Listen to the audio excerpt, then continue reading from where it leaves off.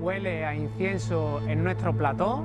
Lo que estamos viendo es un lienzo, una réplica a escala 1:1 de lo que sería el sudario de Turín, la sábana santa, el santo sudario. Tiene tantos nombres, todos referidos a algo, una tela que envolvió el cuerpo de Jesús de Nazaret.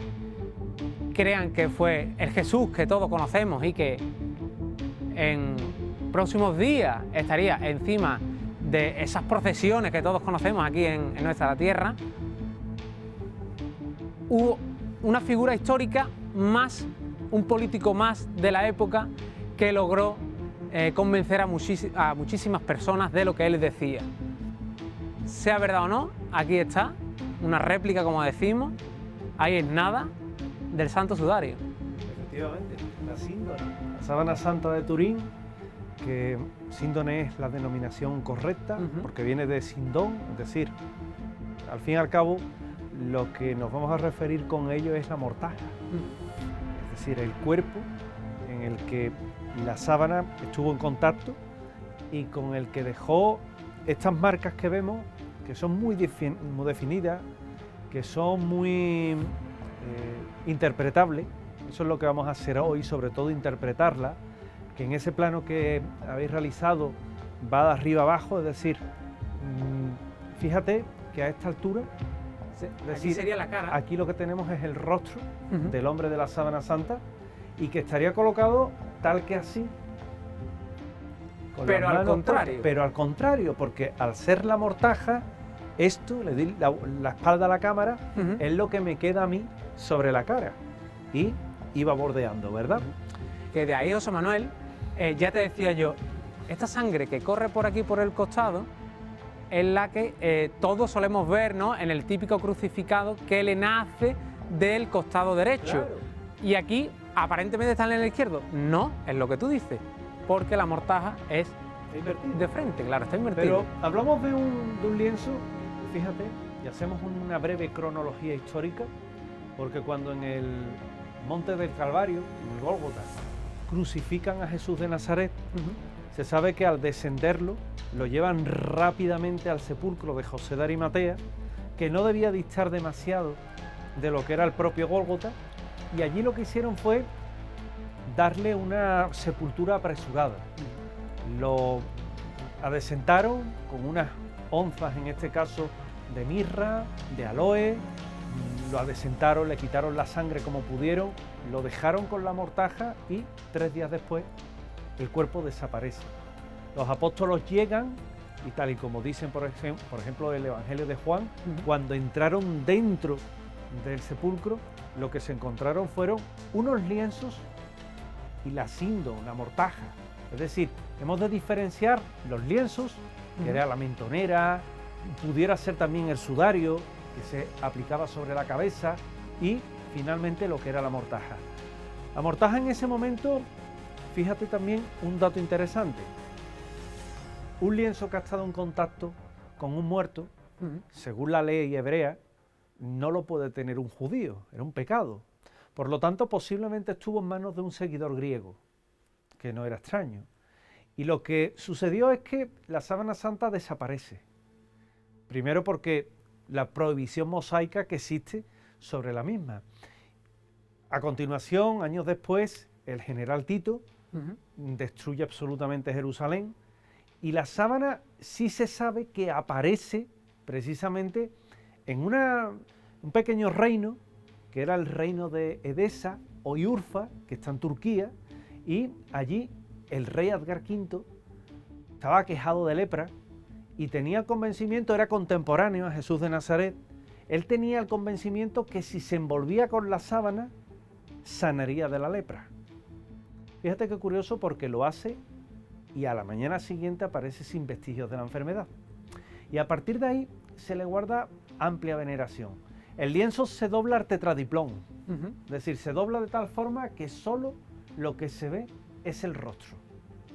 Y se encastra dentro de lo que es la muralla, porque entre otras cosas había guerra con Roma y preferían salvaguardar la integridad de la reliquia. Se sabe que en el 911 ya hay textos que hablan de las sábanas, aparte de los vestigios históricos del rey Asgar V. Es muy curioso porque cuando entra en guerra con Corroes II, en este caso el rey persa, se sabe que solo había unos custodios que sabían dónde estaba la sábana, digamos, guardada, escondida en la muralla de la ciudad. Pero hacia el finales del siglo X aproximadamente llega a Constantinopla. Sabes que, bueno, el Imperio Romano, en este caso Bizancio, el Imperio Romano de Oriente, se mantiene unos siglos, ¿verdad?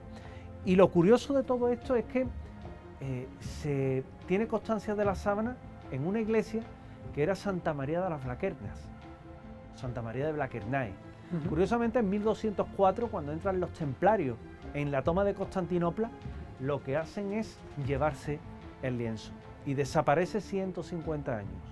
Hoy sabemos que la sábana santa pasa a Atenas, donde se mantiene unos años, hasta que finalmente aparece en el siglo XIV, precisamente en la casa de Godofredo de Charny, que era descendiente del Godofredo de Charny templario. A partir de ahí, hay una historia conocida de la sábana santa. Hay una historia que, bueno, pues pasa a estar en Lirey, de Lirey, bueno, pues tiene una serie de vicisitudes y se vende a la Casa de Saboya. La Casa de Saboya la mantiene en Chambéry, que era la capital, en este caso, de lo que era la propia casa en sí, y en Chambéry, año 1532... Allí ocurre algo importante, sí, que afecta muchísimo a la sábana y que es algo también muy típico de cuando vemos esta fotografía y que aquí el equipo preguntaba, ¿estos triángulos qué son? Saber interpretarlo. Es muy importante distinguir las manchas de la sábana. Las manchas de la sábana nos van a ubicar realmente en qué estamos viendo. Lo primero, efectivamente, las manchas que tenemos triangulares, ¿verdad? Que son una gota de plata del relicario que la contenía, que cae y al estar doblada lo que provoca es quemaduras simétricas. Pues esas quemaduras simétricas son, en este caso, las 8 que podemos ver y que están distribuidas por la sábana. ¿Qué más vemos? Vemos restos de quemadura precisamente de aquel incendio. Y pequeños cercos, que son cercos de agua, de haber tratado de apagar el incendio y de hecho apagarlo. ¿Qué más vemos en la sábana santa? Vemos manchas rojizas.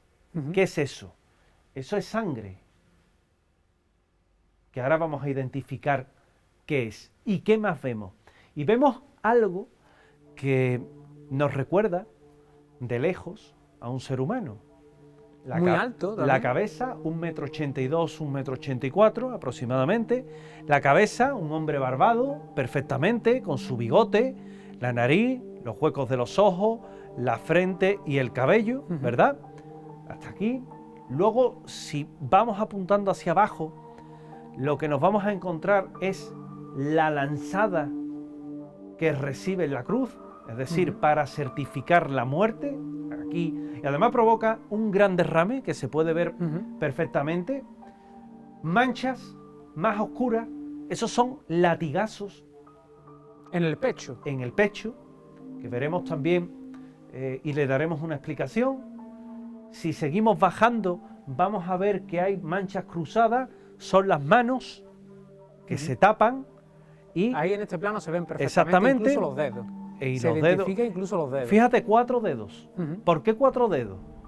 Porque cuando te crucificaban, te clavaban y al cortarte los tendones, el dedo gordo se mete hacia abajo. Se mete hacia adentro, con lo cual te quedan solo 4 dedos.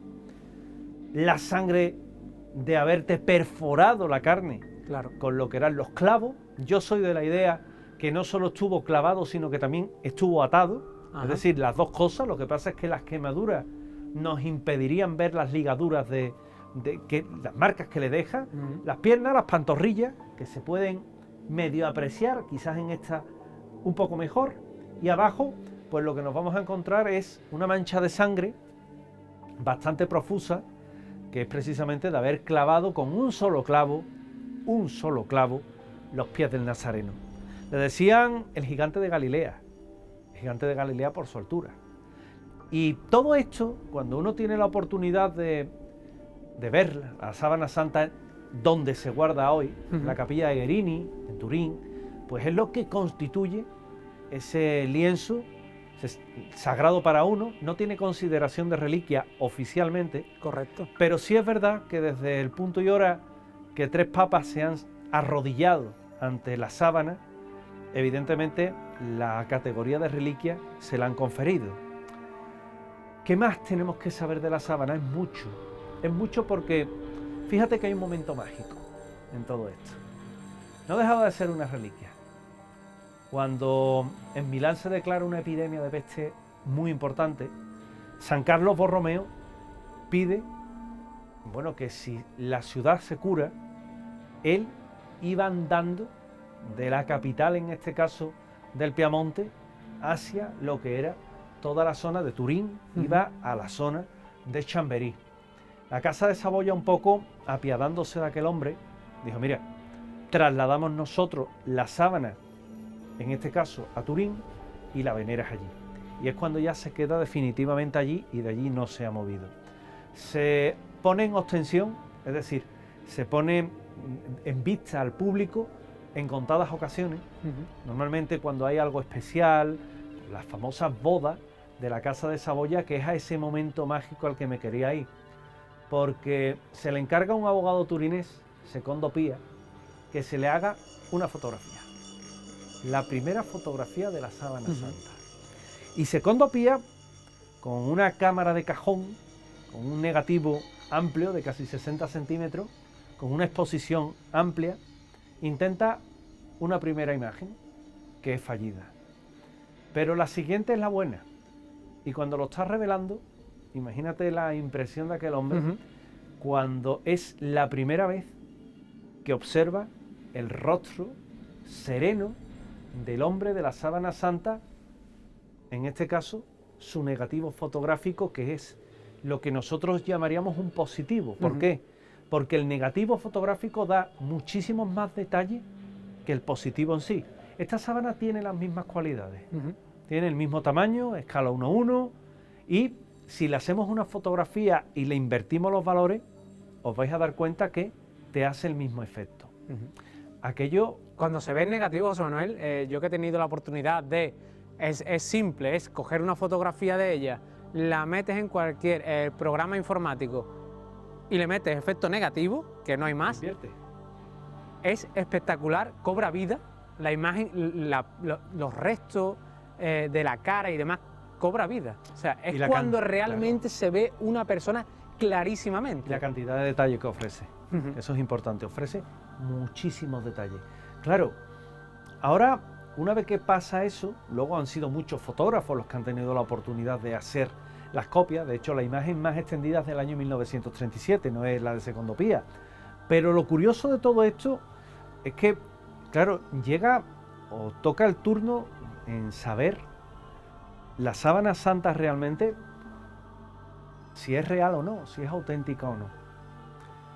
¿A quién contuvo el lienzo? Porque tenemos a una persona que muestra los mismos síntomas de la pasión, pero ¿es o no es Jesús de Nazaret? Para desvelar el misterio, en el año 1988 se hizo una prueba de carbono 14. 3 laboratorios, Tucson, Arizona y Oxford, que, Zurich, Tucson y en este caso Londres, los que deciden hacerle una prueba al carbono 14. Y determinan que el lienzo realmente pues es de entre el año 1260 a 1390. Era medievo. Es decir, medievo. Aquello provoca una convulsión. Y es el único elemento que hay en contra de la sábana santa. Es lo único que tenemos contra la sábana santa. Y rápidamente empiezan a surgir investigaciones que nos hablan de una serie de características que tiene la sábana santa que es imposible de falsificar. Lo primero, vamos a hacer un recorrido histórico. Hay un biólogo forense que se llama Max Frey, y Max Frey, bueno, pues él coge fixo, normal y corriente, como si yo cojo fixo, le pego unas tiritas y tiro. Y lo que contiene este fixo era polen. Se analiza al microscopio. De una planta en concreto. Exactamente. Y empiezan a surgir plantas que nos llevan, fíjate qué curioso, nos llevan a Jerusalén, nos llevan a Edesa, nos llevan a Constantinopla, nos llevan a Atenas, nos llevan a Francia e Italia. Justamente el mismo recorrido geográfico que hace la Sábana Santa. Con plantas que incluso habían desaparecido. Eran extintas, correcto. Exactamente. Con lo cual eran fósiles, polen fósil. Y sin embargo ahí estaba. Eso nos debe de llevar a que... Es más antigua claro, de esa fecha que data el carbono 14. Si un falsificador hubiera creado una sábana, habría tenido que tener eso en cuenta. Pero en el siglo XIII, en el siglo XIV, no. Eso es imposible. Para colmo, la tela es lino de una sola pieza, tejido al estilo de la espiga de pez, cruzado, con 40 pasadas por centímetro con un fallo de 3, que se tiene la certeza, por esa característica, que estaba hilado en un telar vertical. Telar vertical que dejan de utilizarse en el siglo IV. Con lo cual la tela está tejida antes del siglo IV. Es otro detalle. Y seguimos avanzando por la historia de la Sábana Santa. Y nos vamos a detener justamente en otro detalle importante. ¿Cómo se puede hacer una fotografía? Claro, hay quien argumenta que esto es muy... Es una pintura, ¿no? Claro, se dijo. muy davinciano, ¿no? No, incluso es que... se dijo que era un autorretrato de Leonardo da Vinci. Claro, pero si somos fieles con la datación que nos ha dado el carbono 14, hemos de decir que es que a Leonardo da Vinci le faltaban 100 años para nacer. Esto es imposible que lo haya hecho Leonardo. Imposible. Y va subrayado. ¿Por qué? Porque sencillamente el genio no había nacido. Con lo cual, es verdad que el principio de la cámara oscura se conocía desde el año 722. Los árabes lo conocían ya. Sin embargo, nadie hubiera logrado hacer una protofotografía. ¿Por qué? Pues por la sencilla razón de que una emulsión capaz de hacer reaccionar una tela para comportarse como un negativo fotográfico de este tamaño hubiera necesitado una constancia de luz que no se podía lograr en la época. Era imposible. Por tanto, eso debe quedar descartado. Pero la tela se comporta como un negativo fotográfico. ¿Y qué más tiene esta tela que la hace tan especial? Bueno, tenemos también la parte posterior del cuerpo. Totalmente. Que no la hemos comentado. Y que la vamos a... Aquí vemos la parte de la cabeza, ¿no? Sería esto de aquí, la parte eso de te atrás. lo voy a dejar para un poco la parte forense que le vamos a dedicar. Pero fíjate qué curioso, Dani, porque en todo esto, como te comentaba, se comporta como un negativo fotográfico. Es químicamente estable. Es decir, si tú atacas al ácido, a la imagen, te la vas a comer, obviamente, pero no la vas a poder quemar. ¿Por qué? Porque ya la imagen en sí es una especie de quemadura. ¿Y qué más? Hidrológicamente es estable. Si tú lavas la sábana, no vas a borrar la imagen. Es decir, la imagen está ahí. ¿Qué más? Térmicamente es estable. La imagen es una quemadura. Luego no vas a poder tampoco quemarla. No tiene direccionalidad. Cuando un pintor pinta, pinta un trazo, marcando trazo de derecha a izquierda, de arriba a abajo. La Sábana Santa no tiene trazo. Está simplemente la imagen. Es como si lo hubieras puesto. Simplemente. ¿Y qué más? Bueno, hay un detalle también importantísimo, la STURP. La STURP es una investigación que se hace en el año 1972 y hay dos señores, John Jackson y Erin Jumper, que, oye, por aquel entonces el laboratorio de propulsión a chorro de los Álamos, vinculado a la NASA nunca ha investigado la Sábana Santa, pero ellos trabajaban para el laboratorio, dijeron, las imágenes que nos están llegando de Marte, del planeta, son analizadas con el VP8. El VP8 es un analizador de imágenes que a través de imagen en infrarrojo lo que te hace es un mapa, un perfil en 3D del sitio.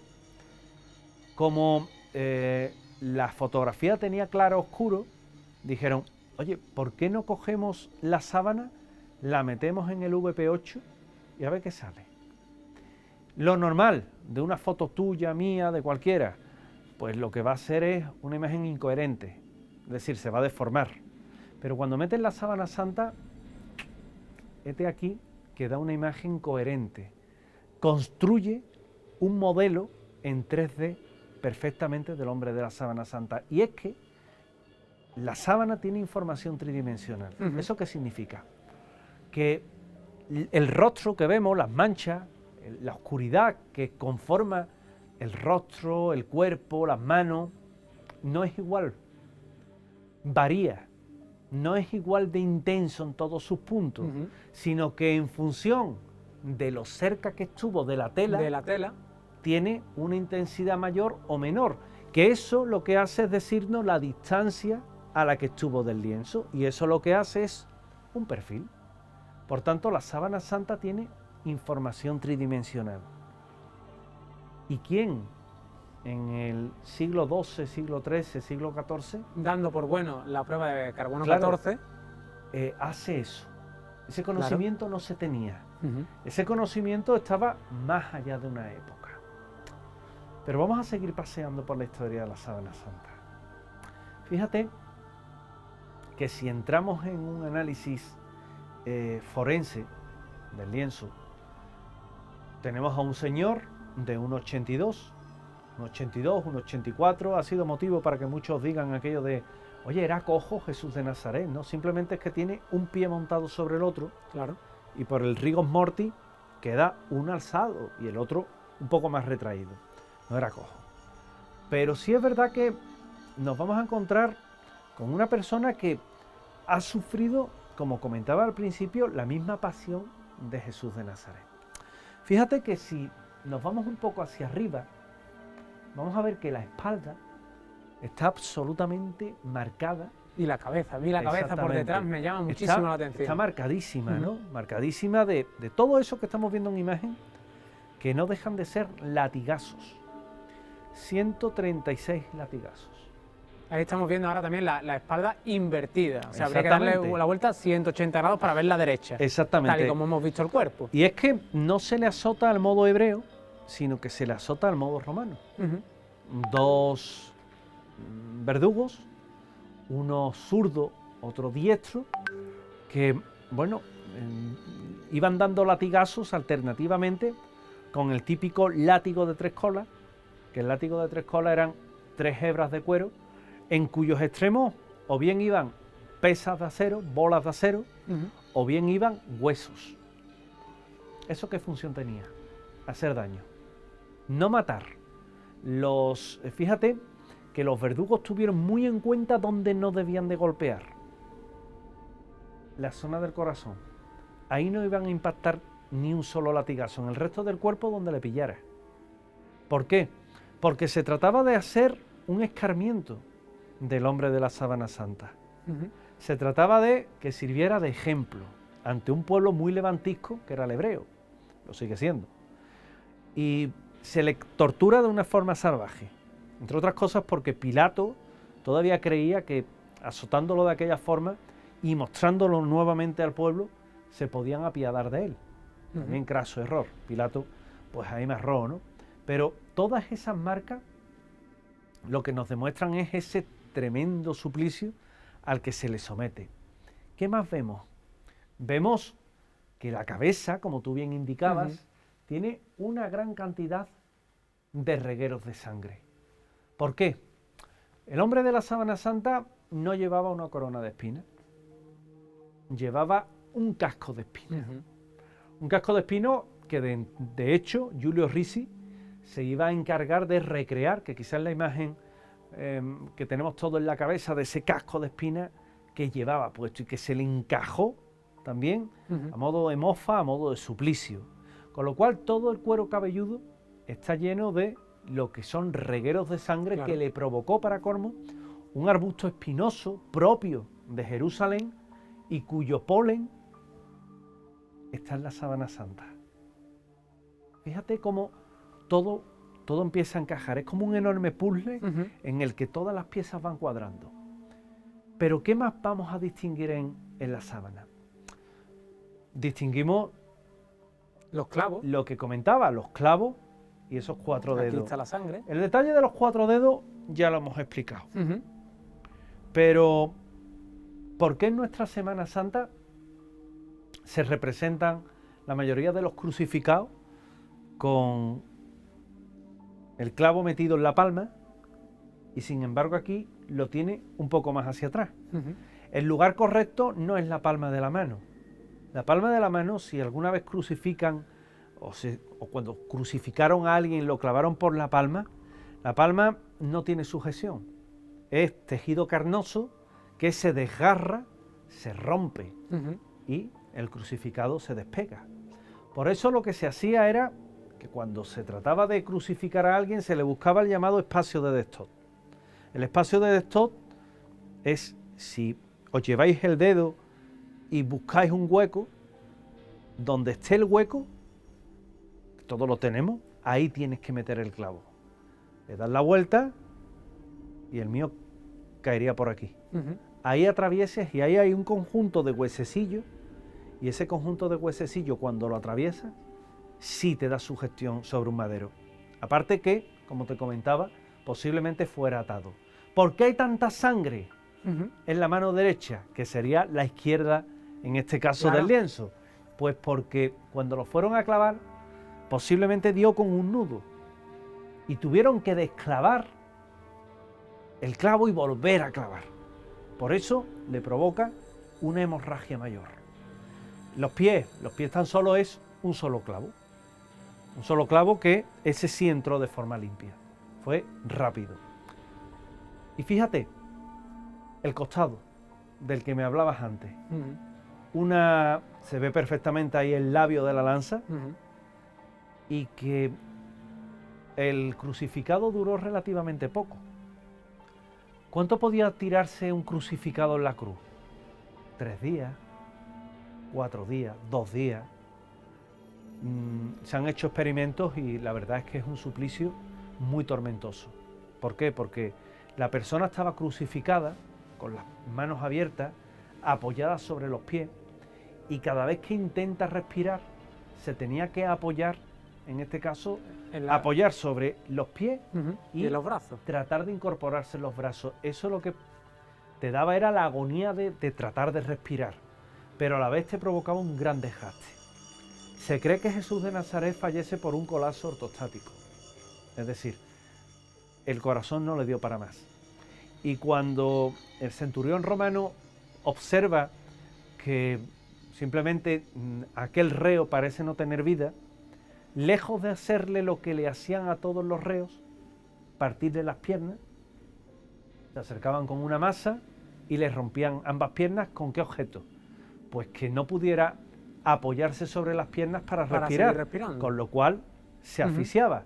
Cuando vio que no se movía, no rompió las piernas, sino se acercó con una lanza y perforó entre la quinta y la sexta costilla, llegando directamente al corazón. No es extraño.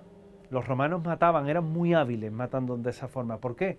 Porque si nos acercamos al Museo del Louvre, hay una escultura que se llama el Galo Moribundo y que precisamente tiene la herida de muerte entre la quinta y la sexta costilla, es decir, era habitual. Ujú. Y dice San Juan, y del costado brotó agua y sangre. No era agua y sangre, realmente era tejido o líquido del pulmón pleural y luego todo lo que es la sangre ya post-mortem, Claro. sangre que había brotado de aquel sitio. También la hemorragia queda patente en la zona de la boca. Ujú. Con lo cual tenemos identificadas las manchas, tenemos identificado al hombre de la sábana santa. ¿Hay alguna marca que indique la sábana que portó la cruz en ese calvario, en ese vía crucis doloroso? Es importante porque uno de los brazos, en este caso uno de los hombros, que podemos encontrar justamente en esa zona, pues lo que nos vamos a encontrar es que hay un momento en el que se notan unas escoriaciones. Ujú. ¿Esas escoriaciones qué significan? Pues que llevó en un momento dado algo, portó algo que era realmente pesado y que dejó una marca bastante profunda. Y claro, se puede decir, bueno, ¿y qué llevó? Pues fíjate que es muy curioso, porque lo que portaba literalmente, estamos acostumbrados a ver en la Semana Santa a Jesús de Nazaret que lleva el típico nazareno. El típico nazareno, exactamente. Y sin embargo no fue así. En el Gólgota lo que estaba era el palo vertical que esperaba allí al reo, y él lo que portaba era el horizontal. Es decir, él llevaba lo que era el patíbulum y el stipes que estaba. Entonces cuando llegaba, directamente lo que hacían eran iba normalmente atado, es decir, lo llevaba atado, y cuando lo echaban al suelo, dejándolo atado, por eso te comentaba antes que posiblemente esas amarraduras todavía estuvieran, si no estuvieran las marcas, no se les desamarraba, sino que se le extendía la mano, se le buscaba el hueco y se le clavaba. Eso en algunos casos, a no todos los reos se le clavaba, simplemente se les ataba, se les izaba y ahí se les dejaba. En el caso de Jesús de Nazareno, se le clavó, no sabemos las razones, no sabemos los motivos, pero se le clavó y por eso tiene esas escoriaciones en los hombros, que también es importante. Igualmente, el reguerillo que podemos ver en la parte superior, que es un reguero bastante profundo, bastante profuso, pues ese reguero de sangre se cree que fue porque al descorgarlo y volcarlo, la sangre corrió en un sentido, en este caso, inverso, y lo que dejó fue esa marca, que hoy es una marca que tiene su polémica, porque bueno, los detractores dicen que es antinatural. Realmente lo antinatural sería que no cayera por la fuerza de la gravedad. Eso sería lo antinatural. Fíjate que todo ello, además, nos lleva a seguir evolucionando, a seguir andando en lo que es esta historia de la Sábana Santa. Porque se calcula que no duró en la cruz, no duró más de tres horas, no aguantó. Es decir, se sabe que estuvo bastante tiempo, pero sobre todo muere por la agonía que le produce pues esa infame paliza que recibe precisamente para ejemplarizar.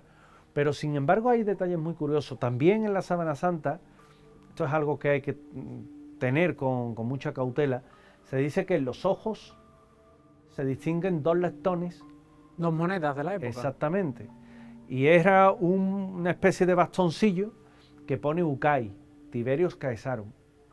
Pues fíjate, Tiberio César, que habría sido esas monedas elegidas, pero que hoy día es muy difícil de poder saber si llevaba esas monedas o no, puesto que la calidad, en este caso, de la propia sábana no da como para tanto. Se han buscado las monedas.